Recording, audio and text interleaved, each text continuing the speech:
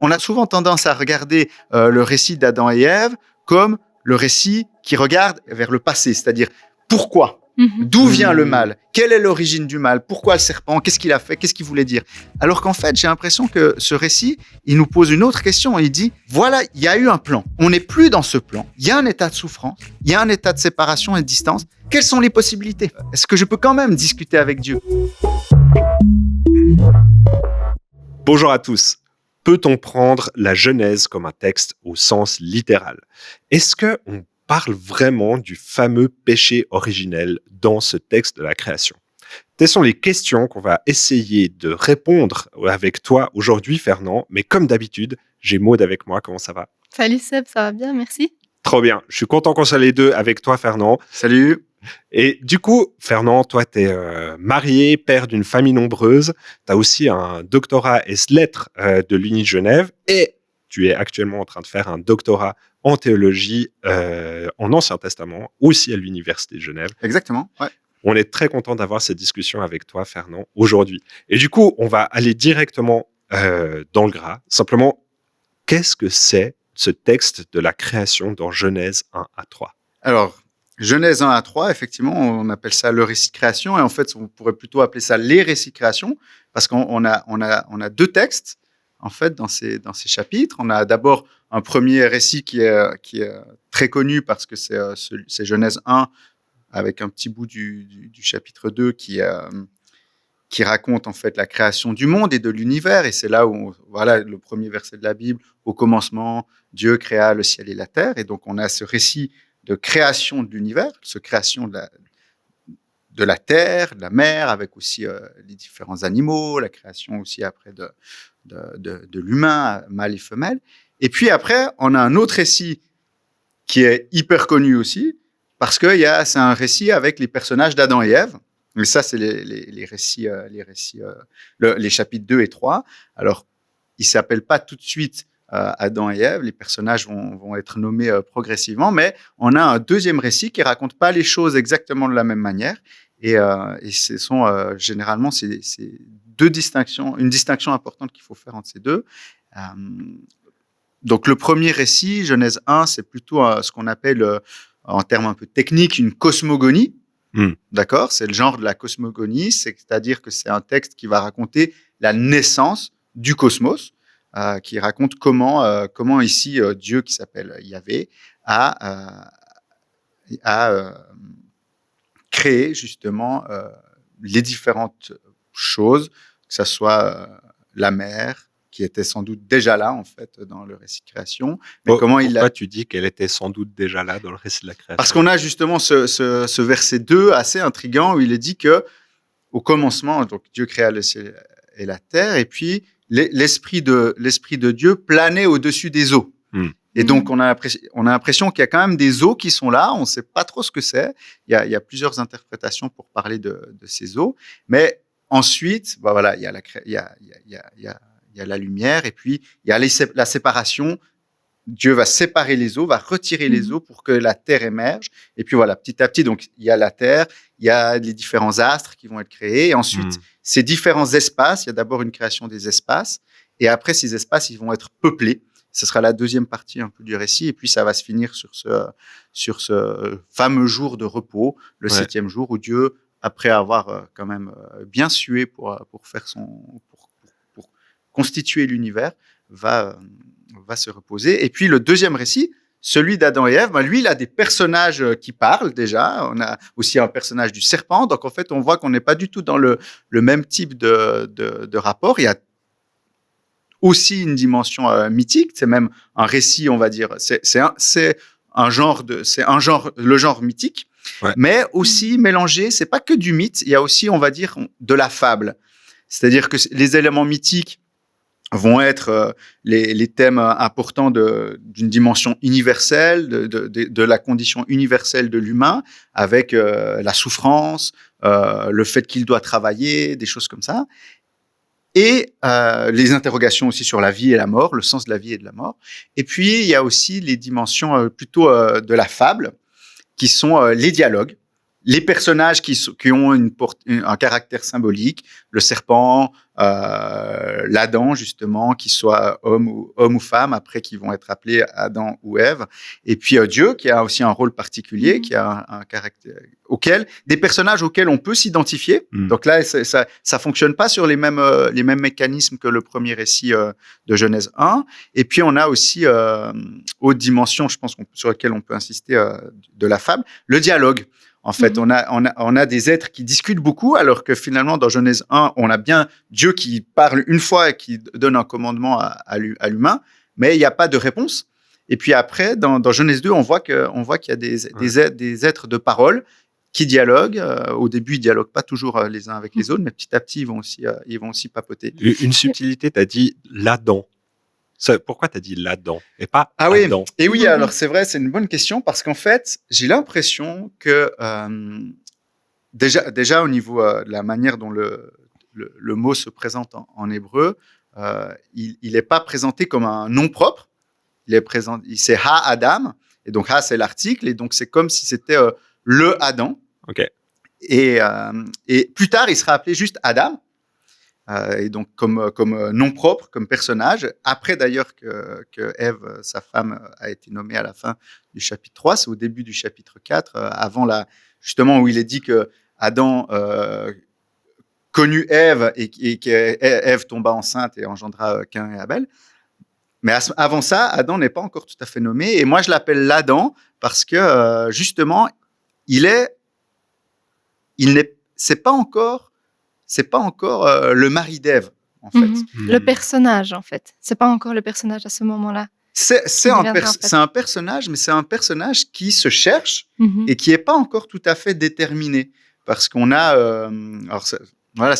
c'est un peu compliqué, mais il est, en fait, à mon avis, dans le chapitre 2, au moment où, justement, Dieu a donc créé le jardin pour y placer celui qu'il a sorti de Adama, qui est la terre. Et donc, Adam vient de Adama, qui veut dire la terre. Et donc, c'est d'une certaine manière, on pourrait dire en français, ça marche pareil. Donc, c'est l'Adama, la terre, c'est l'humus. Et donc, ça a donné l'humain. Donc, on pourrait dire que l'Adam, c'est l'humain, d'une certaine manière, avant qu'il devienne un individu personnalisé au moment où, en fait, il n'est pas encore Ish, par exemple. Ish, qui veut dire l'homme. Il n'a pas encore rencontré Isha, la femme. Et pour moi, j'aurais tendance à l'appeler plutôt l'Adam. Mais pourquoi, en fait, c'était nécessaire de juxtaposer à la fois un récit plus donc, de l'ordre de la cosmogonie, puis la fable? Pourquoi ces deux et qu'est-ce qu'ils apportent pourquoi ils se complètent ou pas? Pourquoi c'est nécessaire d'avoir les deux? Alors, je ne sais pas si c'est nécessaire, mais les deux récits n'ont pas le même but. Ils n'ont pas les mêmes visées. La cosmogonie, Genèse 1, est construit sur le rythme de la semaine, le rythme des jours. Il est marqué par cette énonciation jour 1, jour 2, jour 3, etc. Et toujours aussi, il y eut un soir, il y eut un matin, une sorte de refrain qui vient et qui rythme et qui apporte vraiment une structure très cadrée, très établie dans ce récit et qui aboutit vers un jour particulier qui est le 7e jour, qui est le jour où Dieu se repose. Et il y a un autre jour qui est central, en fait, par sa position. 1, 2, 3, 5, 6, 7, c'est le jour 4. Et le jour 4, qui est en fait le jour, si vous voulez, c'est le récit de la cosmogonie, le récit de Genèse 1 est construit de manière très méticuleuse. Pas beaucoup de choses sont laissées au hasard dans ce récit. C'est très cadré. Et on a, si vous voulez, au jour 1, Dieu qui dit que la lumière soit, et la lumière fut. Et cette lumière, elle va, on va dire, s'incarner dans ce qu'on va appeler les luminaires. Et Dieu va créer les luminaires au jour 4, qui sont les astres, justement. Mais avant que ces astres, avant que la première fonction de ces astres, si vous voulez, ce n'est pas de faire de la lumière, étonnamment. Alors qu'on pourrait se dire, OK, la Lune et le Soleil, leur première fonction, c'est de faire la lumière. Non. Ce qui est mis, l'accent sur lequel porte le jour 4, c'est les calendriers. hein, ce jour 4, il dit que Dieu crée les luminaires afin qu'ils servent de repère pour les calendriers et les fêtes, et les jours de fête. Est-ce que c'est un peu de la même idée que mettre de l'ordre dans le chaos? Alors, tout à fait, il y a cette idée. Si on lit, par exemple, ces fameuses eaux qui sont là, ces eaux primordiales qui sont là avant, qui peuvent refléter, on y reviendra sans doute après, une forme de force chaotique ou de force primitive qui ont été peut-être domptées par Dieu, puisqu'il arrive à leur réserver un espace limité. Il y a tout à fait une mise en ordre du monde. La cosmogonie, la naissance du cosmos, c'est effectivement une mise en ordre du monde, et une mise en ordre du monde à destination de quelqu'un, quand même, parce qu'on le comprend avec ses luminaires, à destination de l'humain. Pour ses calendriers et ses fêtes, il a besoin de points de repère. Ouais. Et en fait, ce point de repère, il est marqué notamment par ce 7e jour, dans le récit de la Genèse, c'est ça qui est intéressant, dans Genèse 1, il n'est pas tout de suite dit que ça sera le jour du Shabbat que l'homme devra respecter. Et ça viendra plus tard dans la Bible. Ça sera notamment en Exode. Mais on a quand même déjà cette idée qu'on a un jour particulier dans la semaine qui est le repos de Dieu. D'ailleurs, c'est le jour pour lequel il n'est pas dit il y eut un jour et il y eut un matin.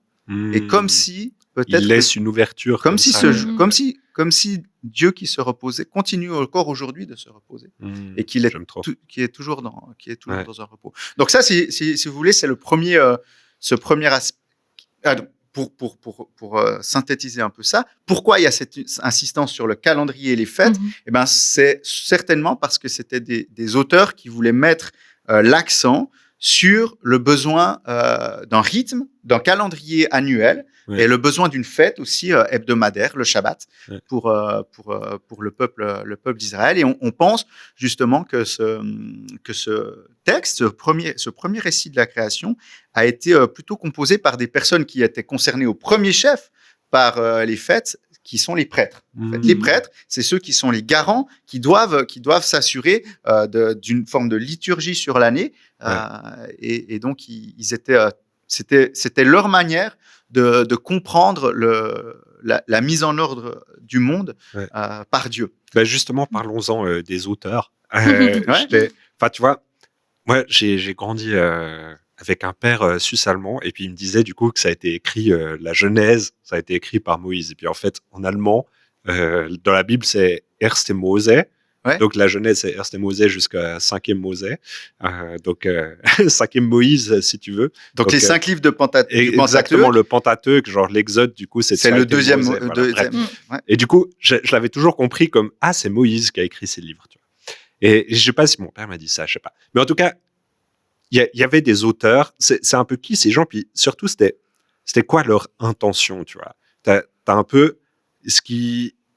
Je dis ça parce qu'il y a un peu cet héritage, je pense, qui vient de ces 200, comme ça, dernières années, un peu. On peut tirer des parallèles avec la théorie de l'évolution, du Big Bang, au début la lumière, et puis ensuite, à la fin, l'être humain, c'est plus complexe, on va du plus simple au plus complexe, etc. On arrive vite à des limites, quand même, avec cette explication. Et puis, de l'autre, on pourrait dire, mais c'est plus une métaphore du sens de l'homme, que Dieu, il est au-dessus de ça, et puis c'est pas apprendre à être... Enfin, c'était un peu quoi les intentions des auteurs derrière? Qu'est-ce que tu arrives à dire par rapport à ça? Alors, pour ce premier texte, effectivement, je pense que les intentions des auteurs du premier texte ne sont pas les mêmes que pour le deuxième récit de création en 2-3. Donc des auteurs différents ou des intentions différentes? Alors, des intentions différentes, assurément, et très certainement aussi des auteurs différents. La question de la relation entre Genèse 1 et Genèse 2, 3, 4, est-ce que les textes se présupposent ou pas? C'est assez compliqué. Est-ce que l'auteur de Genèse 2-3 connaissait le texte de Genèse 1 ou inversement? C'est des questions qui sont complexes et débattues. Mais par rapport à l'intention du texte, je pense que si on regarde ce récit de Genèse 1, on a donc cette insistance tout d'un coup avec ce jour particulier de Genèse 4, avec bien sûr la création des astres, qui est quand même quelque chose on va dire, de massif et de fascinant aussi dans l'histoire du monde. Mais qui est vraiment centré ici au-delà de la question de la lumière, comme je l'ai dit tout à l'heure, centrés, dont leur première fonction est à destination de l'homme. Et effectivement, le point culminant de la création dans Genèse 1, c'est l'humain. Hein, il crée tout. Dieu crée les. C'est même la femme, on pourrait dire. C'est la dernière peut-être à être créée. En tout cas, c'est une théorie que j'avais lue de Jacques Ellul. Alors, un peu genre, c'est la plus belle. La plus belle création, peut-être, c'est la femme, c'est la dernière. Si on prend Genèse 2. Mais en fait, si on se limite à Genèse 1, c'est l'humain. Il est le dernier animal. L'humain, qui est le dernier animal, mais qui a une fonction, qui est créé mâle et femelle. Mâle et femelle. Et puis, il y a quand même l'humain a un statut quand même particulier dans ce premier récit de la création, non seulement parce qu'il est le dernier, être créé, alors que dans Genèse 2.3, Genèse 2, l'humain est créé avant les animaux, par exemple. C'est une différence massive. Et c'est le seul à qui Dieu va s'adresser. Donc, il y a une adresse, c'est un proto-dialogue dans le sens, c'est une adresse de Dieu à l'humain. L'humain ne va pas répondre, mais il y a ce premier commandement qui est multipliez-vous. Qui est le premier commandement finalement de la Torah.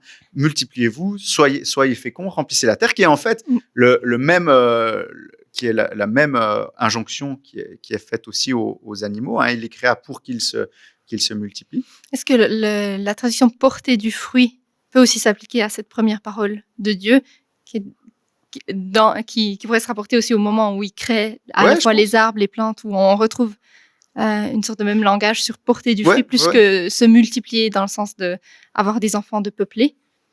Donc, dans un sens plus métaphorique, tu dis.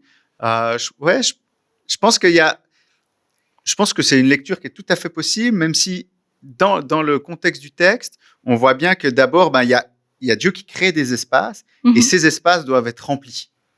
Que ça soit il y a 3 espaces différents, en fait. Il y a l'espace des eaux, et donc il crée les poissons. Il y a l'espace du ciel, et il crée les oiseaux.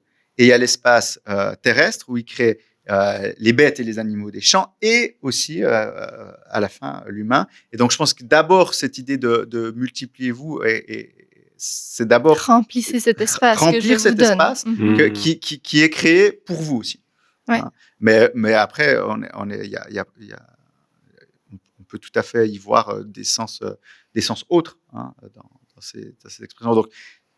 Donc là, on voit que tout est fait à destination de l'humain, avec à la fin quand même cette orientation vers le Shabbat, en fait, qui est là. Et on comprend que la création, elle aboutit aussi à ce jour particulier du 7e. Et ça serait peut-être l'intention de ce premier texte. Le deuxième texte, il est vraiment différent. Alors, on le lit souvent comme un texte pour expliquer l'origine du mal, ou un texte pour expliquer ce qu'on appelle le péché originel. Voilà, ça c'est quelque chose c'est des notions auxquelles on pense, qu'on pense au récit d'Adam et Ève. À mon avis, on peut voir les choses un petit peu différemment. Plutôt que de réfléchir à quelle est l'origine du mal, j'ai pas l'impression que ce texte réfléchit à l'origine du mal. Je crois pas qu'il donne en fait la réponse à la cause en fait du mal. J'ai plutôt l'impression que le texte cherche à réfléchir à traduire autre chose. Et c'est aussi pour ça qu'il a une dimension de fable, c'est qu'il va rejoindre les lecteurs dans leur situation en disant « Tu es une femme qui souffre lorsque tu mets au monde un enfant. Pourquoi ? Et tu es un homme qui sue pour travailler et pour produire le fruit de la terre. Ouais. Pourquoi ? Et pourquoi est-ce qu'il y a une animosité entre le serpent que la femme va chercher qui pique les talons de la femme et que la femme va chercher à tuer. Donc expliquer comme après coup un état des faits. Il y a un état des faits. En fait, il y a une situation d'incompréhension qui est pourquoi, en fait, pour le début. Pourquoi la souffrance ? Pourquoi la souffrance ? Ouais.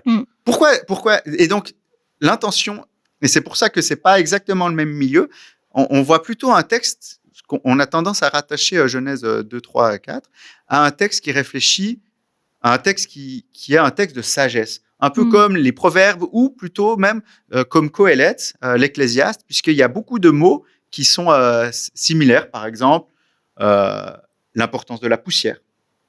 dans l'Ecclésiaste et évidemment dans Genèse 2-3, l'importance du souffle aussi. Ouais. Et puis, un autre mot qui est important, on sait que c'est, par exemple, l'un des mots clés qu'on pense à l'Ecclésiaste, c'est vanité des vanités. Et vanité, en fait, en hébreu, c'est Havel. Et Havel, c'est le prénom du fils, du deuxième fils d'Adam, Caïn, et Havel. Havel qui veut dire vanité. Et donc, donc il y a quand même une proximité ici au niveau du lexique, et on peut se demander si c'est pas plutôt des auteurs, pour parler justement des différents milieux en fait, des auteurs plutôt de sagesse, des sages et des scribes qui essaient de réfléchir à la condition humaine. En fait, Genèse 1, le récit de la cosmogonie ne va pas aborder de front, en fait, cette question, alors que Genèse 2 va beaucoup plus dans ce sens-là. Donc, ça pourrait être, enfin, selon toi, c'est principalement pour expliquer l'origine de la souffrance, mais moi, je lis aussi un peu le texte comme cette tentation de la connaissance du bien et du mal comme l'orgueil. Un peu cette réalité où j'essaye, enfin, en tout cas, c'est quelque chose que j'ai beaucoup entendu. En fait, ça explique qu'on ne peut pas être à la place de Dieu. Et que, en fait, de prendre le fruit de la connaissance du bien et du mal, c'est se mettre à la place de Dieu. Ou d'être son propre Dieu, comme devenir des petits dieux. C'est ça. Alors, est-ce que enfin, tu vois, j'ai l'impression que les deux, elles peuvent aller ensemble, les deux versions, non? Oui. Alors, il y a ce qui est très intéressant, c'est que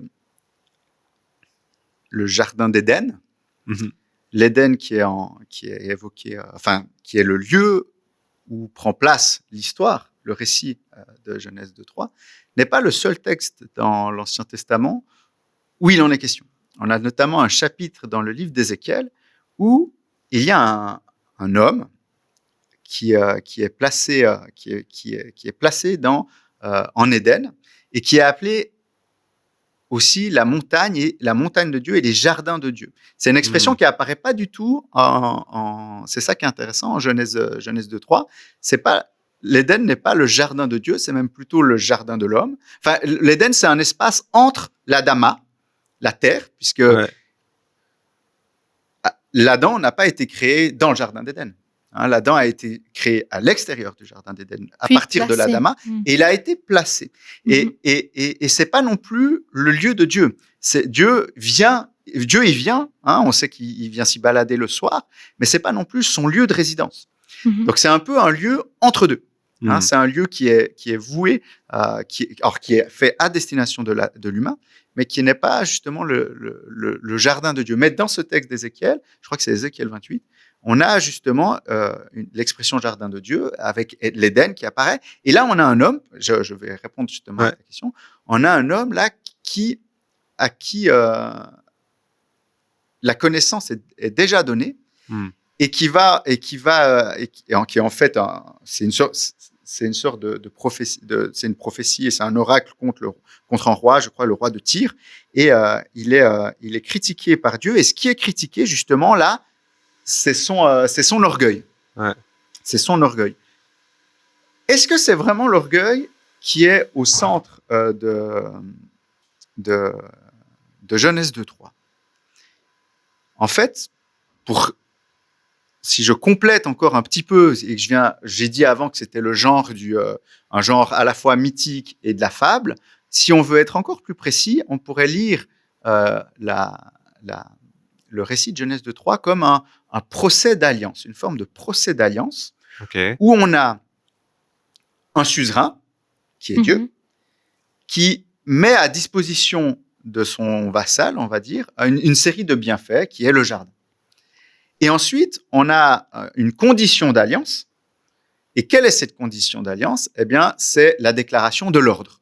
Il y a un ordre qui est donné, et qui est cet ordre. Tu mangeras d'abord, tu pourras manger de tous les fruits du jardin, de tous les arbres du jardin, mais de l'arbre de la connaissance du bien et du mal, celui-là, tu ne pourras pas en manger. Et donc, il y a l'énonciation d'un ordre. Et toute l'intrigue, toute la tension dramatique du chapitre 3 va se tourner va se centrer là-dessus, se cristalliser là-dessus. Et en fait, ce qui va être l'enjeu, c'est va-t-il obéir ou va-t-il désobéir?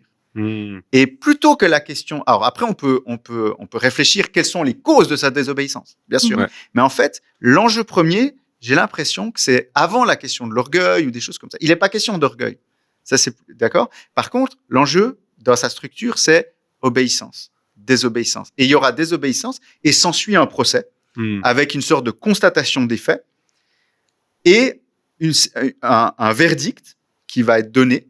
Et une application des sentences à la fin. D'accord? C'est un peu cette structure comme ça de procès à la fin de Genèse 3. OK, verdict contre le serpent, contre la femme et contre l'homme. Et puis, sanction qui sera la sanction finale. Vous sortez du jardin. Et le jardin ne vous est plus accessible. Mais cette désobéissance, de dire il y a juste désobéissance, les causes de cette désobéissance nous intéressent quand même. Ah bien sûr, c'est ça qui est intéressant avec ce texte, c'est pour ça que ça fonctionne hyper bien, c'est qu'on a envie de... Et c'est pour ça en fait qu'il a aussi fait couler beaucoup d'encre, c'est qu'on a envie de savoir. Oui. On a envie de savoir, mais pourquoi? Qu'est-ce qui s'est passé? Pourquoi ils ont fait ça? Quelle est la fonction du serpent? Sur quoi ça porte finalement sur quoi porte ce qu'on appelle souvent la tentation, etc. Est-ce que voilà. Donc c'est sûr qu'après on a envie de. C'est là le texte est hyper fort parce que il saisit les lecteurs vraiment dans leur curiosité et il ne donne. C'est ça que je trouve génial. C'est qu'il ne donne vraiment pas toutes les réponses. Et c'est pour ça qu'il suscite les interprétations. Et des interprétations multiples, des interprétations contradictoires parfois, qui s'opposent ou qui vont dans tel ou tel sens, etc. Et ça je trouve intéressant. Mais on voit bien qu'on a envie, voilà, on aborde souvent Genèse 2-3 avec toute une série justement de, pas forcément des a priori, mais de notions qui nous sont donnés par la tradition. Par exemple, c'est le péché originel. Ouais. Hein, voilà, c'est la chute. Mais pourquoi c'est une chute? Et pourquoi surtout pourquoi utiliser le mot péché pour l'appliquer à ce texte où le mot n'apparaît pas? Ouais. Le principe de péché, si je me rappelle bien, c'est genre rater la cible. Et au sens littéral du péché, et en prenant le fruit, dans un sens, ils ont raté la cible. Ils ont désobéi. Ouais. Et c'est vrai que si on définit aussi le péché comme une sorte, comme un acte qui crée une distance entre l'humain et Dieu, effectivement, la désobéissance a entraîné une distance qui est marquée par le vêtement, qui est marquée par le fait de se cacher et qui est marquée évidemment par la sortie. Donc, bien sûr que c'est là, évidemment. Évidemment. Non, et puis, une autre chose, une autre théorie, c'était, en fait, un des péchés aussi d'Adam, peut-être, il y en a un deuxième, c'est que Dieu le cherchait dans le jardin et puis Adam s'est caché. Et en fait, c'est un autre péché, c'est la honte d'Adam d'avoir désobéi. Et du coup, ça, j'ai l'impression que c'est même presque plus grave. C'est de croire qu'en fait, Dieu ne peut pas venir nous rechercher après qu'on ait désobéi. Je ne sais pas si c'est dans ce sens-là. Est-ce que Dieu ne peut pas venir nous chercher ou est-ce que c'est pas la même chose de dire que Dieu ne peut pas venir chercher? Non, pardon, c'est nous qui nous cachons. On n'est pas ouvert, exactement. On n'est pas ouvert ou on n'aimait même pas la possibilité que Dieu vienne nous cherche. Plutôt de penser qu'on peut se cacher. C'est une possibilité de pouvoir se cacher de la face de Dieu après qu'on ait désobéi. En tout cas, c'est ce qu'il croit en le faisant. Et c'est comme si Dieu participe au jeu en demandant où es-tu et qui vient chercher. Mais de nous, l'être humain, penser qu'on peut se cacher suite à une désobéissance, est-ce que il y a là aussi le péché de... je pense que, en fait, Genèse 2-3, l'une des intentions, je crois, de ce texte, c'est justement de partir, en fait, d'une condition humaine qui est celle de la souffrance. Et attends, je finis juste là-dessus. Et comment dire? Et en fait, de regarder en miroir, de poser en fait cette condition humaine historique, si tu veux, de la poser en miroir à une vie humaine telle qu'elle a pu être pensée dans un projet divin, un projet de Dieu. Et c'est vrai que Genèse 2, en fait, avec ce jeu d'un Dieu qui crée l'Adam dans la recherche d'un vis-à-vis, alors il va lui créer des copains, il va lui créer des animaux. Mais l'Adam ne va pas trouver son vis-à-vis, alors il se dit bon je vais essayer autre chose, et donc il va bâtir. Là aussi, on voit bien toutes ces dimensions mythiques de bâtir. C'est vraiment le mot qui est utilisé en hébreu. C'est comme on bâtit une maison, une ville. Il bâtit la femme à partir de la côte ou d'un côté du côté de l'Adam. Et là, il y a la recherche du visage, et il y a la rencontre, et il y a l'exclamation elle. Et là, il y a ce projet, justement, d'un Adam qui cultive, qui travaille et qui garde, parce qu'il y a deux ordres qu'il lui donne. Il y a deux conditions. Il le place dans le jardin pour travailler le jardin et le garder.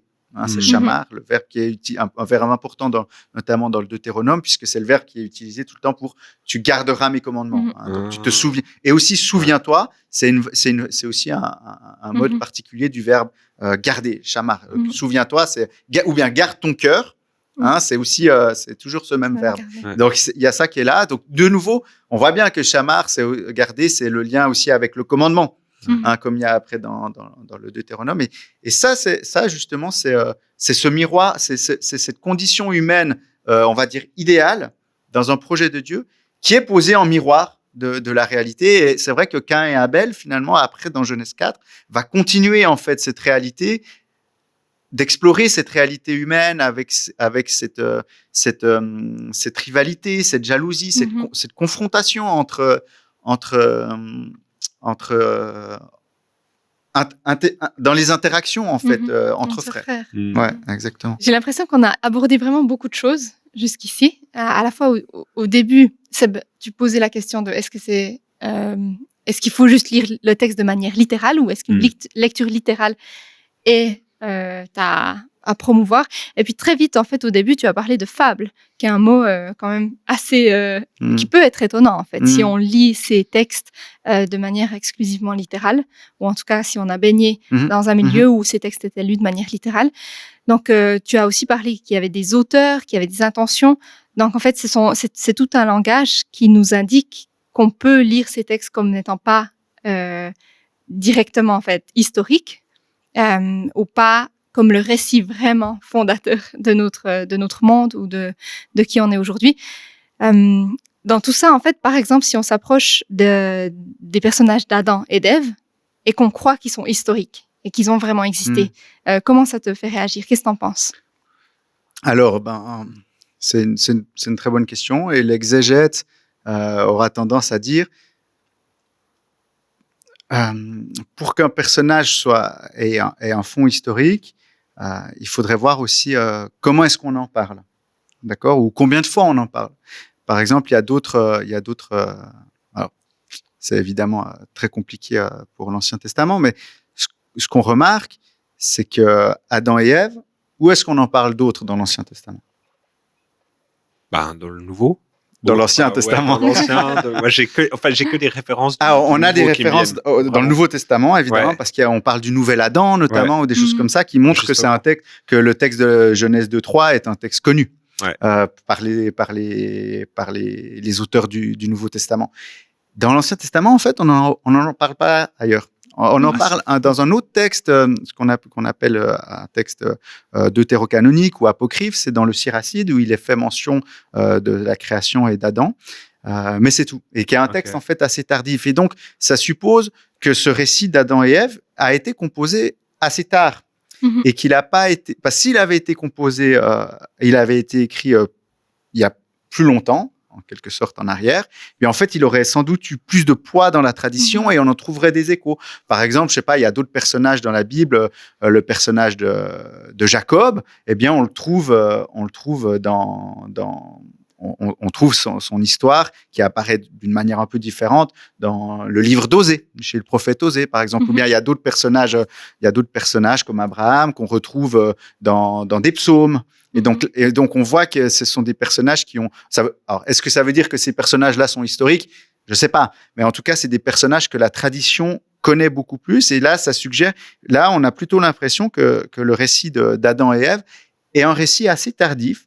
Mhm. Le nom des personnages, ce sont des noms hautement symboliques, et la signification. Et pour moi, ta question sur est-ce que Adam et Ève ont existé pose plutôt, j'aurais tendance à inverser la question et dire qu'est-ce que ça change qu'ils aient existé ou qu'ils n'aient pas existé, en fait. Et ça c'est une question intéressante et importante pour moi, pour toi. Est-ce qu'au fond, ça change quelque chose ? Et chacun est libre de répondre à sa convenance. Pourquoi est-ce que j'ai besoin de penser qu'Adam et Ève étaient effectivement les premiers êtres humains et que d'une certaine manière, j'en suis le descendant? Est-ce que c'est OK? Est-ce que j'ai besoin d'y voir justement une forme de descendance biologique et historique? Ou est-ce que c'est OK d'y voir où je suis comme eux dans la même situation, au final? Mais c'est vrai que c'est pas juste à la fois les personnages, c'est tout le contexte en fait qui vient avec ces personnages-là, qui donne en fait des raisons de l'entrée du mal dans le monde ou ce genre de... Enfin, ce récit du premier dialogue entre Dieu et l'être humain qui nous parle particulièrement parce que ça dit quelque chose de notre histoire, de notre récit. Complètement. Ça dit quelque chose de nous et c'est pour ça aussi que je disais que c'était une fable parce que ça vient rencontrer directement nos sensations et, et notre état d'esprit. Ça vient relever nos interrogations. Et c'est en fait pour ça, en tout cas pour moi, j'ai pas forcément besoin de croire que Adam et Ève sont mes ancêtres historiques, parce qu'en fait, quand bien même en tant que construction littéraire, ce récit vient me confronter à des questions qui sont fondamentales et vient me confronter à un état de fait. En fait, qu'est-ce que dit ce récit? Finalement, ce récit il nous dit il y a eu un projet et aujourd'hui, on n'est plus vraiment dans ce projet. Il y a eu effectivement une rupture, une chute, il y a une séparation. On n'est plus dans le jardin et on doit souffrir. Et je n'ai plus accès apparemment à Dieu de la même manière qu'avant. J'ai des fois besoin de me cacher. J'ai pas toujours envie qu'il vienne vers moi. L'espace qu'il m'a donné, finalement, j'ai pas forcément envie de le lui partager tout le temps, etc. Et c'est ça la question en fait pour moi que pose ce récit. Plutôt en fait c'est ça. On a souvent tendance à regarder le récit d'Adam et Ève comme le récit qui regarde vers le passé, c'est-à-dire pourquoi, d'où vient le mal, quelle est l'origine du mal, pourquoi le serpent, qu'est-ce qu'il a fait, qu'est-ce qu'il voulait dire. Alors qu'en fait j'ai l'impression que ce récit il nous pose une autre question. Il dit voilà, il y a eu un plan, on n'est plus dans ce plan. Il y a un état de souffrance, il y a un état de séparation et de distance. Quelles sont les possibilités? Quelles sont les ouvertures? Est-ce que je peux quand même discuter avec Dieu? Comment comprendre le chérubin qui a l'épée flamboyante qui garde l'entrée du jardin? Est-ce que ce jardin m'est encore accessible ou pas? Il garde l'entrée du jardin, c'est aussi le verbe shamar dont on a parlé tout à l'heure. Alors, est-ce que si moi il garde pas le jardin, il garde le chemin du jardin. Alors est-ce que si je suis sur ce chemin parce que je garde shamar les commandements de la Torah, est-ce qu'en fait d'une certaine manière il n'y a pas encore cet accès? Et moi, je vois plutôt justement ce récit comme une ouverture sur la suite et des interrogations sur les conditions possibles de relation avec Dieu. Parce que voilà, Genèse 2.3 vient poser l'humain dans deux types de relations. D'abord, sa relation avec l'être divin, avec qui il peut discuter, et ensuite la relation avec la femme, la relation homme-femme. Eh bien, ça, c'est des choses qui sont encore opératoires pour nous. Ouais. Et je profite de rajouter, est-ce qu'on peut dire franchement qu'il n'y aurait pas une troisième relation quand même avec la création en tant que telle, tu vois? C'est sûr. Genre, on peut, moi je trouve un petit peu étroit de dire qu'il n'y a que deux relations. Et du coup, comment, en fait, ok, ça nous projette vers l'avenir. J'aime bien en tout cas, genre c'est un début et puis ça nous invite plus loin. Et en fait, comme je vois la Bible, c'est assez cohérent parce qu'on commence dans un jardin, on finit dans une ville, tu vois, à la fin dans l'Apocalypse.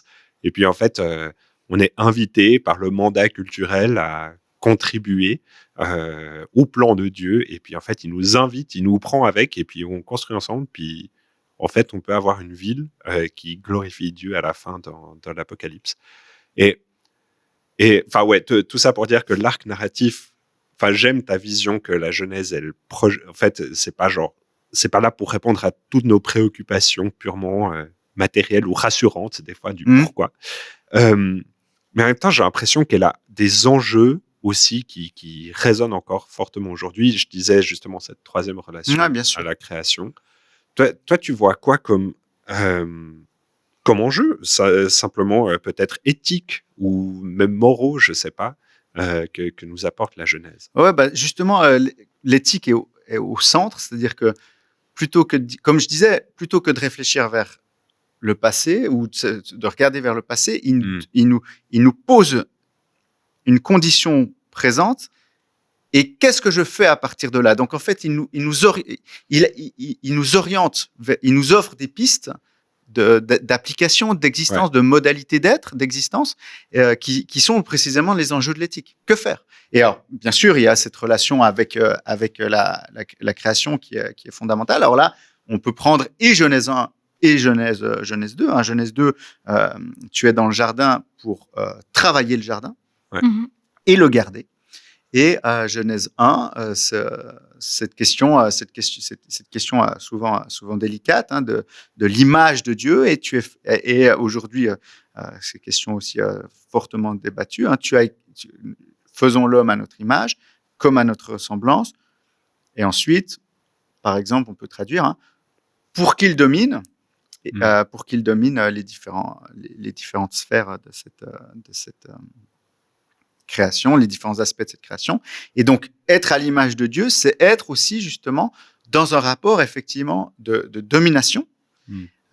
Mais qu'est-ce que ça veut dire, évidemment? Et là, c'est tous les enjeux. Alors aujourd'hui, l'écothéologie en parle beaucoup, de revisiter ce sens de domination qui n'est pas un sens d'exploitation, qui doit aussi travailler le jardin.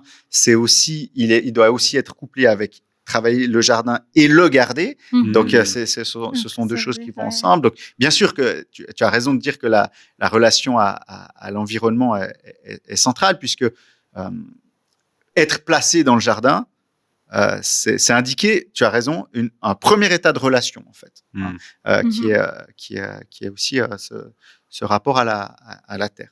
Ouais. Je trouve intéressant aussi que Dieu demande à l'homme de nommer les bêtes.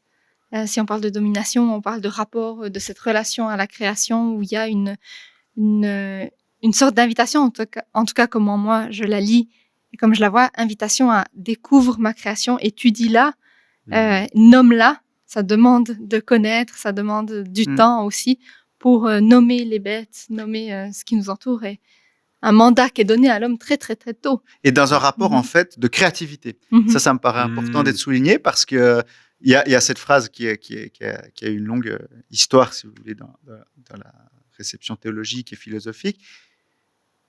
Dieu amène les animaux pour voir comment il allait les nommer. Et donc, il y a une attente. Donc, là aussi, c'est une grande différence entre Genèse 1 et Genèse 2, 3. C'est pas le même Dieu.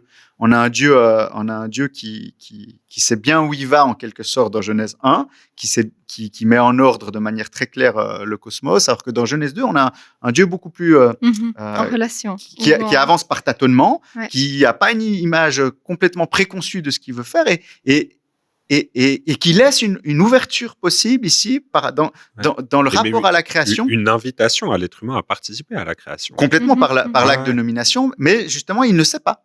Il y a une surprise, en fait. Dans notre rapport ici, là, aux animaux dans le récit, et de découverte de la création, des créatures, des autres créatures qui sont tirées de la même matière, de l'Adama aussi, eh bien, il y a une surprise que Dieu se réserve.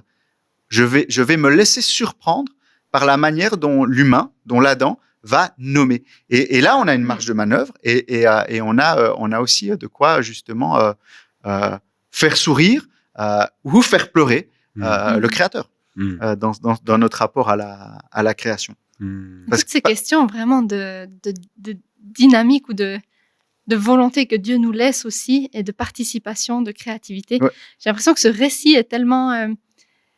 il donne des repères sur tellement de domaines, C'est vrai. à la fois de nos êtres, à la fois de notre identité, de notre rapport à Dieu, à ce qui nous entoure. Tu parlais de la relation aussi homme-femme. Très tôt, ensuite, vient aussi l'enfantement, la première famille, la première cellule familiale. J'ai l'impression qu'on trouve dans ce récit vraiment un peu le blueprint de qui on est, et puis des réponses qui n'en sont pas, peut-être à des questions qu'on a, mais qui nous donnent des chemins de pensée. Oui, complètement. Complètement. Ouais, peut-être, j'ai bien envie qu'on arrive à une conclusion, mais avant ça, c'était quand même un mot qui, moi, me questionne, c'est genre quand Dieu dit à notre image. Pourquoi notre? Pourquoi est-ce qu'il s'appelle pluriel? Pourquoi faisons? Ouais, pourquoi faisons? Ouais, c'est ça. Pourquoi faisons? Alors voilà, c'est quelque chose de très, très compliqué. Très compliqué. Il y a un peu 3 manières d'expliquer ce pluriel. Okay. La première manière, ce serait un pluriel de majesté. D'accord, comme un roi mais en fait, ça n'existe pas vraiment en hébreu. Donc ça marche pas. La deuxième manière, ça serait une manière d'exprimer il y aurait une sorte de background de cours céleste, où en fait Dieu ne s'exprime pas, ne parle pas de manière seule, solitaire, mais en fait s'exprime avec des anges, par exemple, ou avec d'autres divinités. Il y aurait ce background ici de cours céleste qu'on trouve évidemment ailleurs dans la Bible hébraïque. On peut penser à la cour céleste dans Job. Le prologue de Job. Dieu est rassemblé avec d'autres. Il y a le Satan qui vient et puis qui commence à dialoguer, etc. Donc ça pourrait faire écho à ça. Alors, le problème, c'est qu'il n'en est pas question. Dans Genèse 1, il n'y a pas vraiment d'écho à ça, et donc c'est pas non plus une piste complètement satisfaisante. Et puis alors, un peu par défaut, la troisième piste, c'est de dire que c'est une forme de formule exhortative où Dieu se parle à lui-même. Et comme on dit, voyons voir voyons ce qu'il a fait aujourd'hui. Et là, ça ouvre. S'il se parle à lui-même, est-ce qu'il y a une forme de relation? Et donc ça ouvre toutes ces questions de Dieu relationnel, en fait. Et donc, est-ce que quand il crée l'homme à son image, il le crée aussi dans cette dimension relationnelle? Ce qui est évident, si on lit aussi Genèse 1 avec Genèse 2-3, ce qui est évident, on n'a pas besoin du pluriel pour voir que l'être humain est relationnel. Donc là, c'est plutôt qu'on a envie d'aller y voir des traces de Trinité. Comme on a envie de voir dans l'esprit de Dieu qui plane au-dessus de l'eau. On a envie de voir un indice de plus tard ce que la tradition assimilera au Saint-Esprit. Très intéressant. On a parlé de beaucoup de choses. On a parlé du péché originel. On a parlé de aussi simplement la création, quelle interprétation on peut avoir, qu'il y a 2 récits de création parallèles, successifs. On a parlé d'enjeux aussi contemporains, que ce soit en lien avec l'écologie, même si en vrai j'aurais envie de faire un épisode en entier sur cette question-là. Ça mériterait. Ouais, vraiment. On va faire ça. Mais concrètement, aujourd'hui, en quoi est-ce que cette conversation nous permet de mieux aimer, en fait? De mieux aimer. Eh bien, j'ai l'impression que on a parlé du début d'un grand tout. Tu as bien évoqué qu'on a ce début du jardin, le début n'est pas vraiment dans le jardin, c'est juste en 2 qu'on a le jardin, et qui finit après dans une ville rachetée. Alors que c'est vrai, la ville n'est pas un plan de Dieu initialement, puisque la ville, qui est le fondateur de la ville, c'est Caïn, alors que Caïn avait reçu un verdict de ne pas pouvoir se rassembler et d'être condamné à l'errance. d'accord, et le fait de voyager. Et Caïn refuse ça, hein, et refuse ce verdict. Il va quand même fonder une ville. Et Dieu, dans cette histoire, hein, que tu as évoquée, c'est Ellul qui le dit bien, Dieu va venir racheter ça. Vous voulez une ville? D'accord. Moi, je l'avais prévu un jardin. Vous voulez une ville? Eh bien, OK. Et il va venir là-dessus. Et donc, c'est le début de cette grande histoire. Genèse 1, 2, 1, 2, 3, 1, 2, 3, 4. Et pourtant, ce début de l'histoire n'est pas à l'unisson. Ça ne veut pas dire qu'il est dissonant, mais il n'est pas à l'unisson. Et ça, je trouve ça fou. C'est qu'on a Genèse 1 qui raconte une chose, Genèse 2 qui raconte autre chose, mais on parle les deux des origines. Mais pas de la même manière. L'humain n'arrive pas au même moment, d'accord? Dans Genèse 1, il arrive à la fin, c'est le couronnement de la création. Dans Genèse 2, c'est le début. Et ce que je trouve génial, comment tu dis comment est-ce qu'on peut apprendre à mieux aimer? Eh bien, je trouve intéressant d'avoir dans ce début d'une histoire si importante pour la pensée de notre humanité, ou en tout cas dans de notre culture occidentale. Hein, eh bien, on a une diversité qui est posée, qui s'ouvre. Ce gros livre s'ouvre sur deux récits. Et ça nous invite à penser de manière ouverte. Justement, il y a plusieurs manières de raconter. Il y a plusieurs manières de raconter les choses. Et ça, pour moi, c'est une invitation justement à la relation. Il y a plusieurs êtres, et ces êtres, on n'est pas toujours en accord avec eux. On le voit bien, c'est tendu. Adam et Ève ne se parlent jamais. C'est un dialogue. Genèse 3 est un dialogue, et Adam et Ève ne se parlent jamais. Pourquoi? Et Genèse 4, c'est Caïn et Abel, c'est deux frères qui doivent se parler. L'enjeu de Genèse 4, c'est est-ce que Caïn va reconnaître Abel, son frère? Caïn ne parle jamais à Abel. Donc, si tu veux, dans cette ouverture de ce livre, il y a une invitation à la pluralité, à la diversité, au fait de se regarder l'un l'autre. Et en même temps, justement, ce deuxième récit nous montre combien c'est difficile. Et donc, tu vois, et on voit bien aussi dans l'histoire aujourd'hui de la réception combien il est parfois difficile de discuter de la Bible avec des personnes qui ne partagent pas les mêmes visions, etc. Et je pense que d'une certaine manière, c'est mis en scène par le texte lui-même qui nous invite. Hé, les gars, en fait, on peut dire deux choses différentes et quand même se retrouver dans la même histoire, quand même être pris, quand même parler du même Dieu, quand même être pris dans la même réalité historique, dans la même souffrance.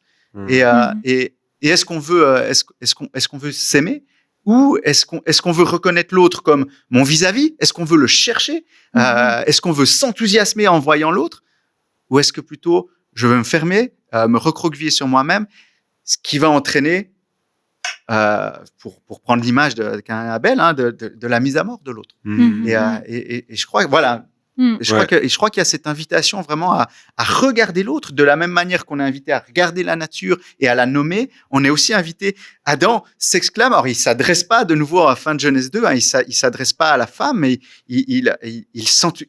à mon avis, moi je le lis comme il s'exclame devant les animaux. Il dit, elle est là.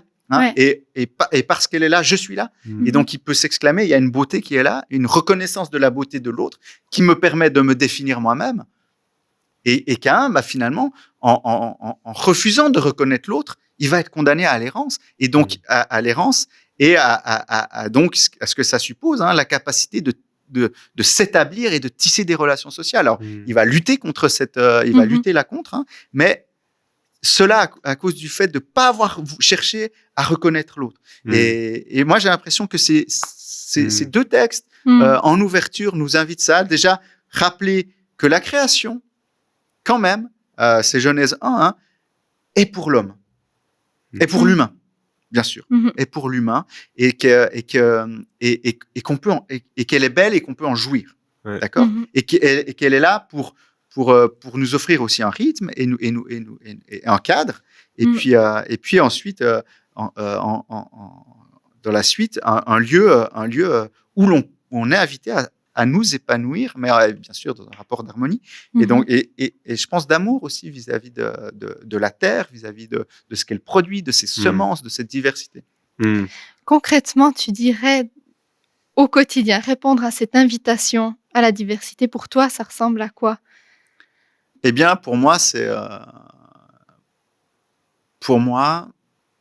en tant que papa, par exemple, tu vois, c'est ouvrir les yeux, essayer d'encourager mes enfants à ouvrir les yeux sur cette diversité et que ça soit justement cette diversité biblique, mais qui peut être ailleurs, sur le handicap, sur la mendicité. Ouvrir le regard des autres, le regard des enfants sur ce qui est autre au sein de leur famille. Oui, ton père et ta mère ne pensent pas forcément, ne pensent pas de la même manière, n'ont pas forcément la même vision des choses, que ce soit par rapport à leur compréhension de Dieu, que ce soit par rapport à la compréhension de l'intelligence artificielle ou j'en sais rien quoi. Oui, il y a et pourtant on décide de faire la vie ensemble et c'est possible. Et donc leur montrer, pour moi c'est important, leur montrer qu'il y a une diversité qui est sous leurs yeux et en fait avec laquelle ils vont devoir composer. Et on doit composer. Une diversité, puis en même temps une unité autour d'un même Dieu. C'est ça qu'on entend aussi dans la Genèse. Clairement. C'est une diversité rassemblée. Je sais pas. Bien sûr. C'est un paradoxe en soi, tu vois. Ouais, bien sûr. Ouais. C'est deux manières. Ouais, c'est un Dieu qui est compris par des milieux différents et dans les préoccupations de chacun, qui sont pas les mêmes. Très bien. Yes. En tout cas, merci beaucoup Fernand. Avec plaisir, Sébastien. Un plaisir. Maud, c'était super. C'était un plaisir de t'entendre vraiment. Et en tout cas, on espère aussi que cet épisode vous aura plu. N'hésitez pas à vous abonner, à lâcher un commentaire et à lâcher un like aussi si ça vous fait plaisir. Allez, à dans 2 semaines pour un nouvel épisode.